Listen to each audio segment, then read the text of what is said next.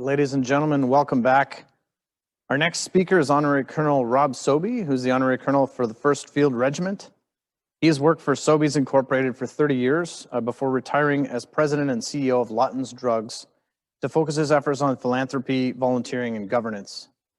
He's going to speak to us today about embracing change and managing people in a distributed workforce. Sir, thanks for dialing in with us today. Over to you. Thanks, John. Can you hear me? I can hear you just fine. That's great. Good day, everyone from Gagetown. Bonjour tout le monde. Thanks very much for having me. We had a great live fire day here with First Fields. We presented 12 cap badges to our new DP1 grads, and our somewhat brand new honorary lieutenant colonel fired her first round right on target. So it's always a true privilege and honor to have a few words with you. I hope you all had an intriguing and informative day. I've spoken to quite a few classrooms on different topics, including governance, marketing, philanthropy, but chatting to the military, especially on leadership, is always a humbling privilege. My standard disclaimer is the closest thing I've ever come to a battle is for market share with toilet paper and bananas. So there's that. Puisque c'est mon premier appel Zoom en grand forum, je vais présenter aujourd'hui entièrement en anglais. Je m'excuse auprès de nos membres francophones.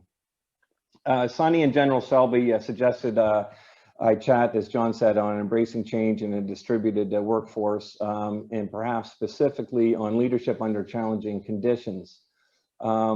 Sonny suggested maybe I could just say some words on some of the lessons that we've learned at Sobeys Inc. During the pandemic over the last 7 months. And I really want to get to the questions ASAP.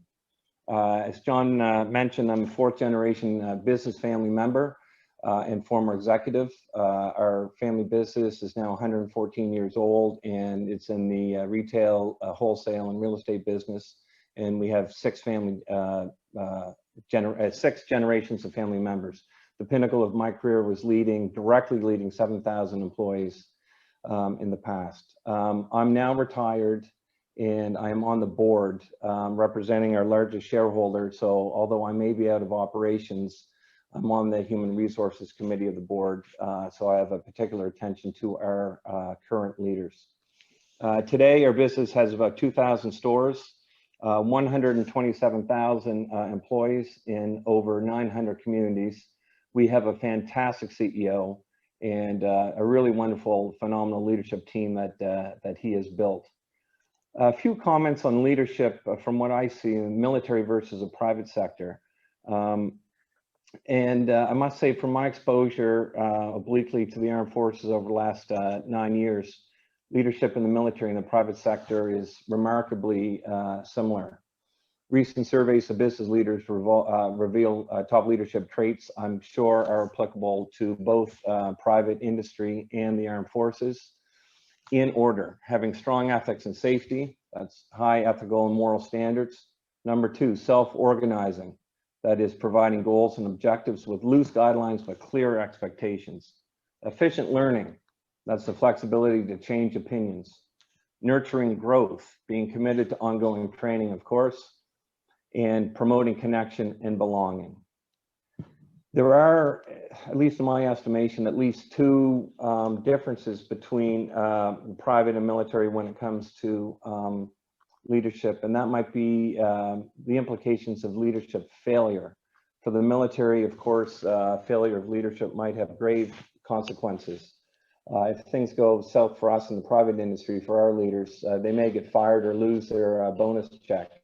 Not to say that we have some important health considerations in our business, food safety, pharmacy safety, and whatnot.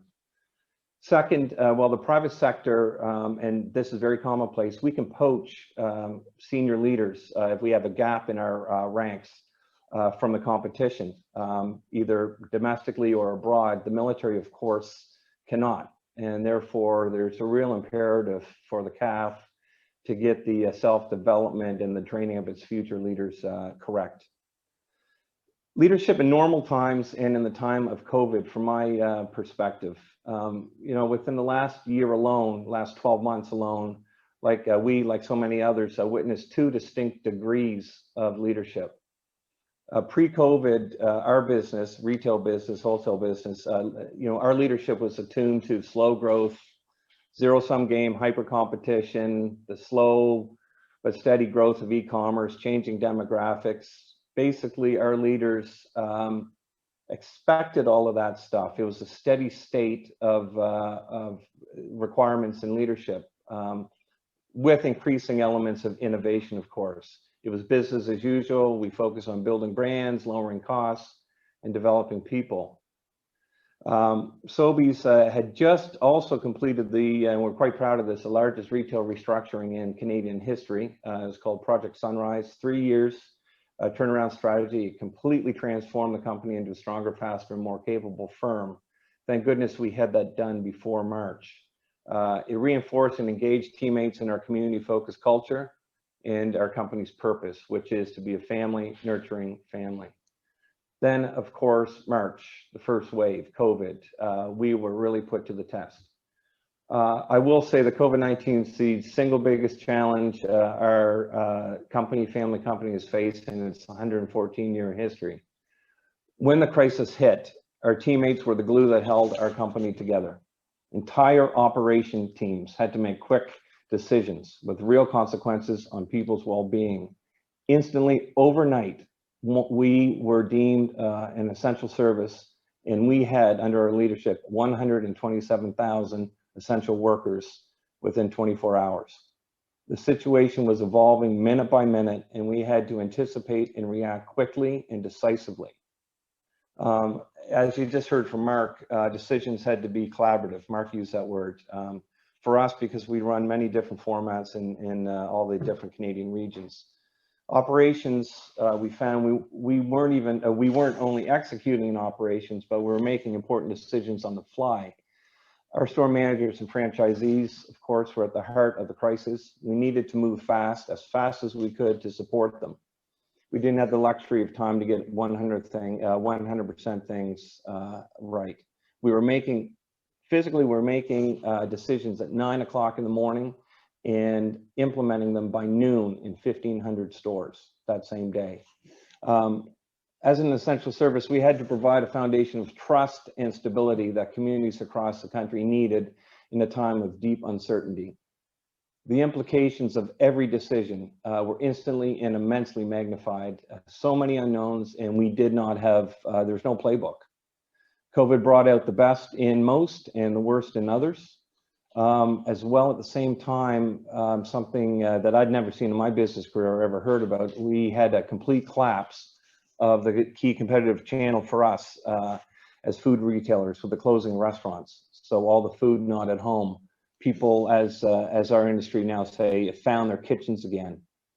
Three priorities, and we had to establish these very quickly. Three priorities guided us through the crisis: keeping our stores stocked and open, doing everything possible to keep our teammates and customers safe, and supporting our communities. Our frontline teammates have been the true heroes of this pandemic. Together, we achieved things that we had no idea that we were capable of doing.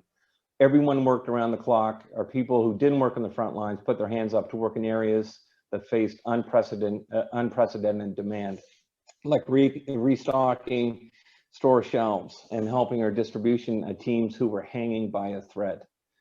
All the while, we didn't know how virulent, how dangerous this virus was. So awfully proud of them. COVID-19 taught us powerful lessons about how to lead, how to keep our people engaged, motivated, and above all, safe, while also serving our customers and helping communities across the country. So what we learned and are still learning: leadership. So our ability to inspire and lead our teammates through the crisis came down to, and I bucketed this in 4 guiding principles, only 4, because I believe you need to keep things simple. Number 1, trust your people. Number 2, live your values. Number 3, communicate constantly. Number 4, set clear goals and objectives. Number 1, trust your people. Assemble a great team and empower them to contribute ideas. Our best ideas actually came from the people in the lowest ranks. And that was fantastic to see. Inspire them to do great work, but don't micromanage. In our case, we didn't have time to micromanage. The more engaged our frontline teammates were, we found the tighter the execution. So we laser focused on them as best we could. Some of the ideas, for instance, that came from the front line, Sobey store operator in Alberta, Jerry, sparked the nationwide expansion of senior shopping hour, his idea from the stores. FreshCo franchise in BC, Daniel supported his local Girl Guides by purchasing 2,400 boxes of their cookies to sell at cost, and many other stores followed suit. Number two, live your values. The work that we did on the business, but also on the culture and values through our 3-year Sunrise transformation enabled us to quickly change when COVID hit. Our teammates lived our company's values. They helped us update them even and contributed to defining our purpose during the transformation. Prior to COVID, we had built a resilient, change-ready team that lived the values of supporting communities through our action fund, youth mental health, sustainability, lots of great stuff. Number three, communicate constantly. And I'm sure, I know Mark, I was listening to Mark just before me, and I'm sure all other speakers today talked about the importance of communication. Keep it constant, two-way communication with teammates and leaders, absolutely critical. Listening, essential. We learned that we could move a lot faster than we thought. Our teammates and our customers wanted and needed to hear from us daily. Regular communication strengthened morale, confidence, and trust. It was essential to change our in-store operating model literally overnight. We also talked to grocers around the world about their experiences and best practices. Italy was ahead of the curve, so was Korea. So we reached out to the CEOs of the top companies there that were, as I said, a few weeks ahead to consider their best practice for what they were doing in in-store safety. One of the things that we picked up out of Italy, for instance, by communicating with our peers outside the nation, were the plexiglass shields. We were the first retailer in Canada to put those up, one-way aisles, customer limits in stores, all that stuff. Number four, set clear goals and objectives. You have to set a strategy and stick to it. The value of this principle is absolutely amplified in times of crisis. Many of our leaders are leading from afar now and setting clear goals and objectives. They're aligning on a true purpose and building a correct and strong foundation for success. Don't focus on the misses, focus on the positives. We found that as well. Don't waste leadership time on the negative points, focus on successes. Finally, we live the importance of recognizing heroic efforts and all the great work being made every day, and we share these stories internally and abroad. In conclusion, despite an unprecedented year, our teammates stepped up and delivered during one of our nation's most historic times. We simply couldn't be any prouder as a family, as a management group. We're able to do things we simply couldn't imagine that we could by following those four principles as leaders through this crisis. Again, trusting our people, living our values, communicating constantly, and setting clear goals. Our leaders now are stronger, more nimble, more effective, more collaborative, and more compassionate for it, and we are prepared for the second wave. On a personal note, final note, leadership is fun. This is what I learned in my career. Leadership is a fun challenge. Grasp it, embrace it. It's a privilege, so nourish it. Affecting change and progress through other humans, there's a lot of reward there. It's truly an honor to lead, crisis or not.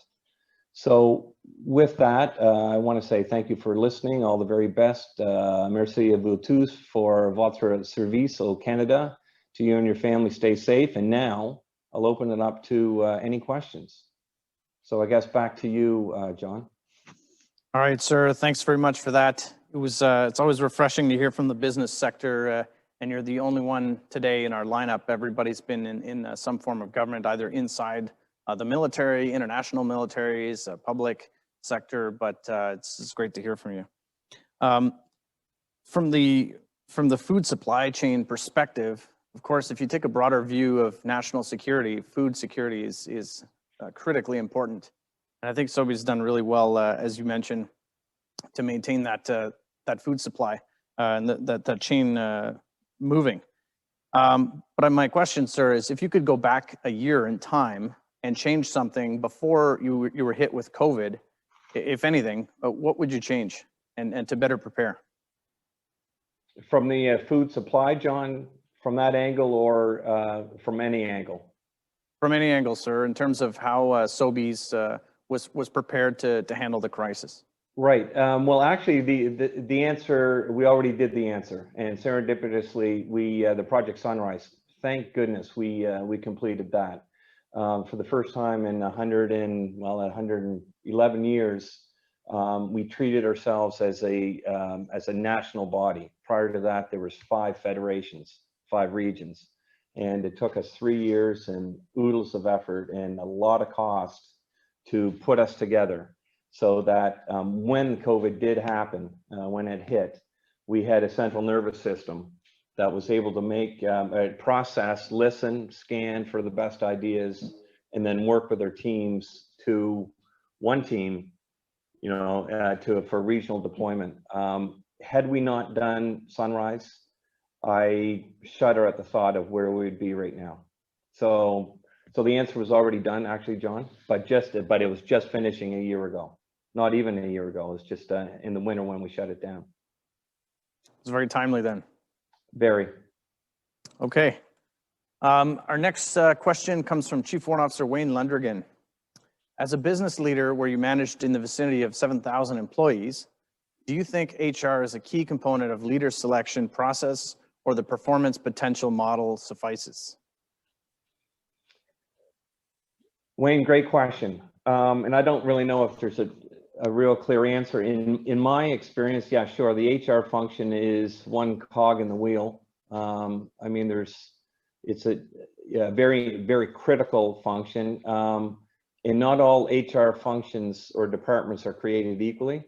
Some are, rubber stamp HR, some are deep HR. And when I say deep HR, they've set very strong, stringent, timely personal development processes, succession planning, and all that stuff. In a corporation like that, yes, HR is very, very important. HR, a transactional, like payroll and stuff like that, maybe hiring, possibly firing, unfortunately. Transactional HR, yeah, not so much. In a private company like that, when you have a light type of HR department, I would probably listen to the operators more than anybody. But in a deep HR state, I would say that HR working with the operators and the lines people are, that's where you want to be in. And that latter situation, they're a very important function. Hopefully that answered your question, Wayne. All right, thanks, sir. The next question is from Lieutenant Colonel retired Murray Beer. What changes made due to COVID do you see being maintained post-pandemic in the long run? Yeah. As soon as I figure that out, I'll drop you a line, Murray. We're still, let's see, what time is it now? It's 6:15 here and it's 6:20 here in Atlantic. I'll probably get the update report by 10 o'clock tonight. Definitely the PPE is going to continue for a while. Protection. Our communications, internal communication systems, Murray, they've been much more robust. Our communication overall has just amplified fabulously. That will continue, so that we're ready for the next round, be it the second round of COVID or the next virus or whatever it might be. We continue, so we're doing a lot of work in the IT systems behind the scenes to make sure that there's a robustness there, because we cannot afford on behalf of our customers and our employees for any failure there. So, in some of the things, I'm probably expecting the question on, the hero pay and, the bump in wages and whatnot. We instituted, we're, I think, one of the first, not the first, but we're the last to to move away from the hero pay in the spring in the first wave. That changes the entire economics of the business. Will we bring that back? Will the industry bring that back, meaning aggregate compensation levels go up? That might be one of the changes, and that may work itself. It may work itself into something a little bit different for compensation down the road, or it may not. But the easiest answer is definitely the continuation of the PPE. Behind the scenes, we're working feverishly to continue to make the communication flows as robust as possible. Oh, and another huge and the obvious, actually, my goodness, Murray, the obvious question was right in front of me, e-commerce. So we're an incumbent bricks and mortar retailer. E-commerce is, thank heavens we got into that serendipitously again. We just in June, we opened our robotics e-commerce depot in Toronto. Montreal's coming around, it'll be coming on online next year and whatnot. And so e-commerce is definitely here to stay. Will it get as big as Europe? Will it be 25% of top line sales? Probably not. But as more and more people adopt that, I think people are going to stick with it. So that's, I should have started with that answer, Murray. Thanks. All right, thanks, sir. This next question comes from one of your fellow honoraries, Honorary Lieutenant Colonel Brian Midwinter. His question is, how far down your chain of command were people involved in Project Sunrise? Oh, so Project Sunrise, Brian, great question. It was top to bottom. Well, it was top to bottom in the back shop level. So we sterilized and protected all store level operations and regional operations. This was all about the support staff in the offices and all of the processes. So we had 4,000 across the nation in the offices, and we dropped that to 3,000. We de-aged. We expanded our span of control, increased 20%. So every manager, instead of having 4 reports on average, went to 5. The average age dropped from 48 to 44. I once saw, about 5 years ago, Brian, I saw a decision map. If a supplier came in to want to sell this pen in our stores, how many decisions were required to fully list that SKU in our stores? And it was 14 hoops that supplier had to jump through. We're now down to, I think it's 2. So so Brian, to directly answer your question, it went from the C-suite down to the front doors of all of our support centers. And we're much better for it. And the left hand knows what the right hand's doing, and we're able to be much more customer focused. Hopefully that. Sir, yeah. Sorry, go ahead. No, hopefully that answered the question, Brian. I was going to say it's comforting to know that it's not just the public sector and the military that deals with that sort of inefficiency and delay sometimes, especially when money is concerned. Our next question comes from Major Justin Brunel, 89er at 2 RCHA. His question is, rapid changes while maintaining common look and feel in branding sounds incongruous. In this way, military and large business face a similar challenge. Can you speak to balancing the quote unquote power to the edge against the inherent need for homogeneity? Right.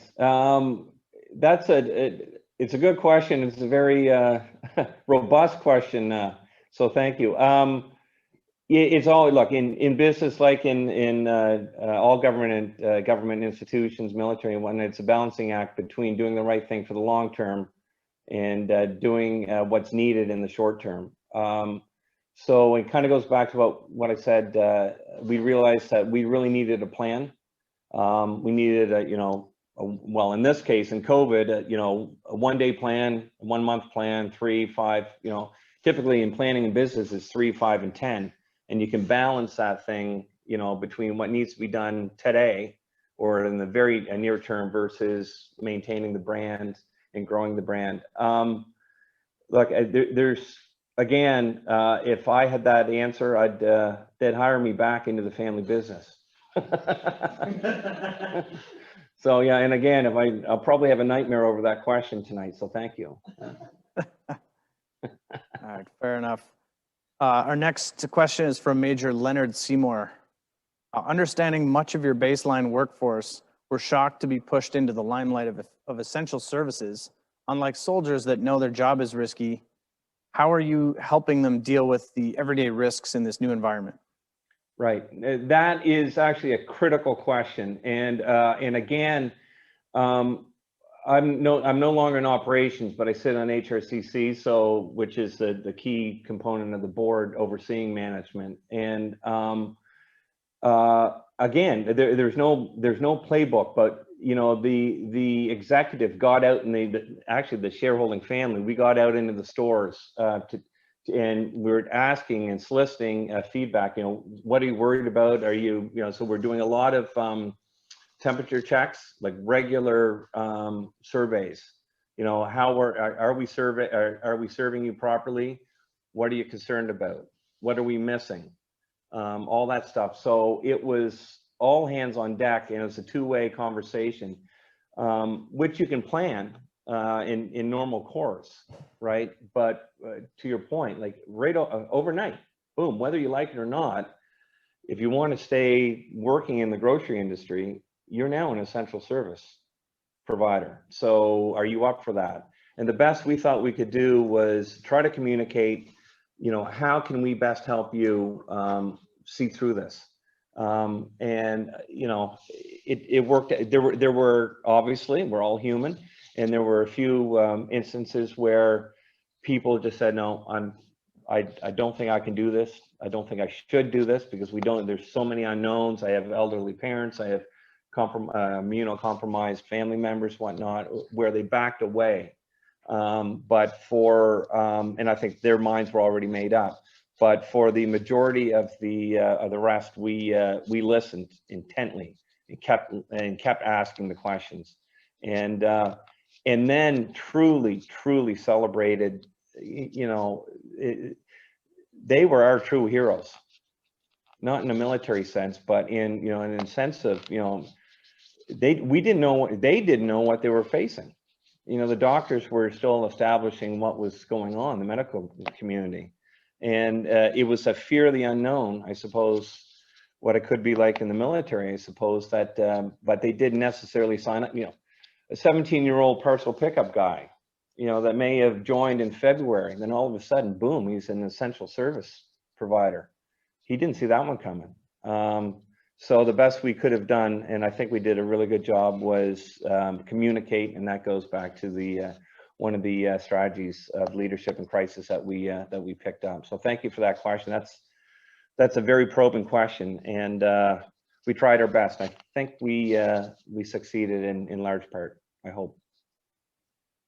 Well, thanks, sir. I have another pandemic-related question for you from Major Colin Mays. You spoke to the importance of communication, which has been a recurring theme here today, as many, if not all, of the presenters have mentioned.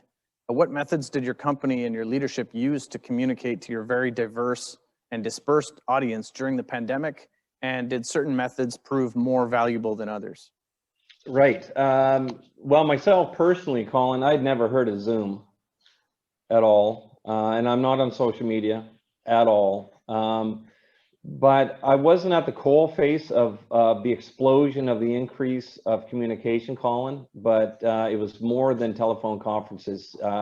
We leaned immediately. We leaned actually by the second week in March, before things shut down, we actually brought in our CIO, Chief Information Officer, to the board to make a presentation, amongst other things, like how robust are our systems and what can and can we not do with the current capacity, and what, you know, where do we need to invest to make sure that we enable ourselves to have conferences like this. So that was the video calls, Colin. That was probably the single most important. You know, we had, and then of course, ubiquitous town halls from the leaders, meaning so the leaders, you know, our CEOs and his executive team, they knew that they had to put a calming face to this crisis, and they did a spectacular job by getting in front of cameras like I am right now. They did a much better job than me, but that was very, very important, as I said earlier, to calm our employees down. And they also admitted that they didn't have all the answers, right? But where we could, and as quickly as we could, we'd try to find them. And it worked, because the last thing we needed are, as you said, distributed, you know, 900 communities, 2,000 stores, our folks not knowing what was going on, not knowing the implications, their personal implications for their family. Are they going to get sick? Are their family going to get sick? What's going to happen? The last thing they needed was to see a leadership team, not even in disarray, but not having at least plans, including plans to figure out plans, right? So, and that takes us back to the previous question about, you know, soliciting feedback for how are we doing? What are we missing? What do you need? Because we are singularly focused on you. So, you know, be it video calls, Colin, it was, you know, the town halls, the leadership calls, absolutely critical to calm the water, throw oil on the water, right? And give our employees, I'm not gonna say hope, but confidence and stability that we were behind them and we weren't going to do anything rash, and we had a way, we were putting in place plans to get us through this. So thank you for that question. All right, sir. That's all the time we have for questions. Unfortunately, there was many more stacked up, ready to go, but we do need to stick to our schedule. Thanks for your brief. I think we're certainly living history, and I think Sobey's has done really well from all accounts, and fortunately was prepared with Project Sunrise before we were hit with this pandemic. Okay. Thanks, John. So yeah, thank you, everyone.